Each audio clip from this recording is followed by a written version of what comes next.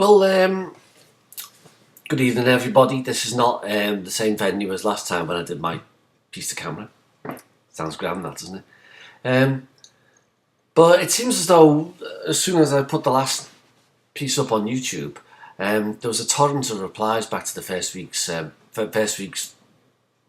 even reluctant to call them discussion.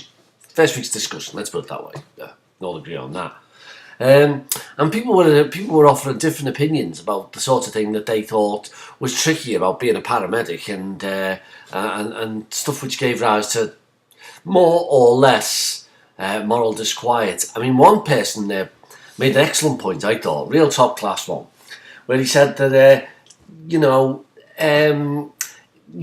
a paramedic, as a healthcare professional in any context, you've got to strive at least to be non-judgmental. But on the other hand, you look at people's lives and you think, I pretty much do judge. And you've got to disguise what it is that you feel. And if you're not very careful, this can start to feel pretty much like hypocrisy. Now, the interesting one that the correspondent brought my attention to was the idea of people living in squalor. That you could regard living in squalor as a bit of a lifestyle choice, and why shouldn't people live in squalor if that's what it is that they want? Okay. I'd be really interested though to know where.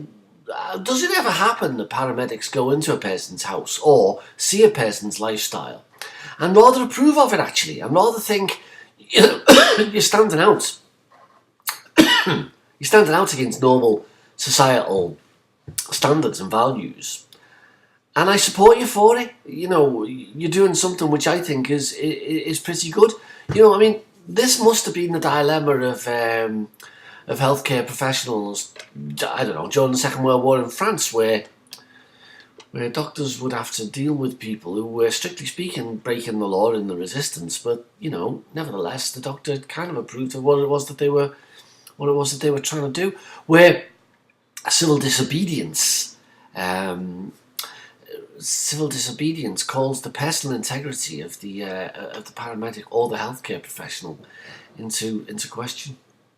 Somebody else drew attention to the consumer culture, the rise of the internet, the rise of the patient who knows their rights. I know my rights, as being a source of some disquiet, and I suppose fair enough.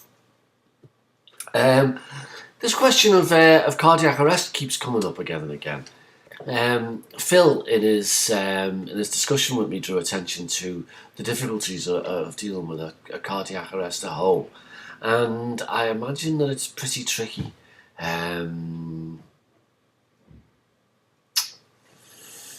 You can all imagine circumstances where your mother or father is at the end of a serious illness and they haven't got the technicalities of the paperwork together, and in barges some big officious paramedic and they're going to resuscitate them come what may.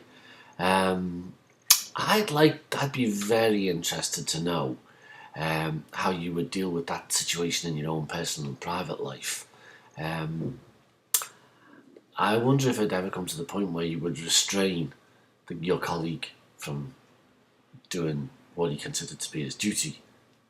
I'd be very interested to see that one. Another correspondent was very apologetic in his email to me, saying that he'd only just got back from holiday and that he'd been in the wilds of Scotland with no internet access and no phone coverage and all the rest of it. And all I can say to him is, good on you, mate. I wish I was there with you. I'm sure it was a well-deserved break. And I'm sure you could find loads of stuff up in Scotland much more interesting than doing an academic course. But now that you're back, it's thinking caps on, all ready for the future, and second lesson's already up and running on negligence. I'd be very interested to know what your thinking is on that. For the moment, I shall see you all again this Friday coming. So Hats off to you all. Good paramedicing. Bye now.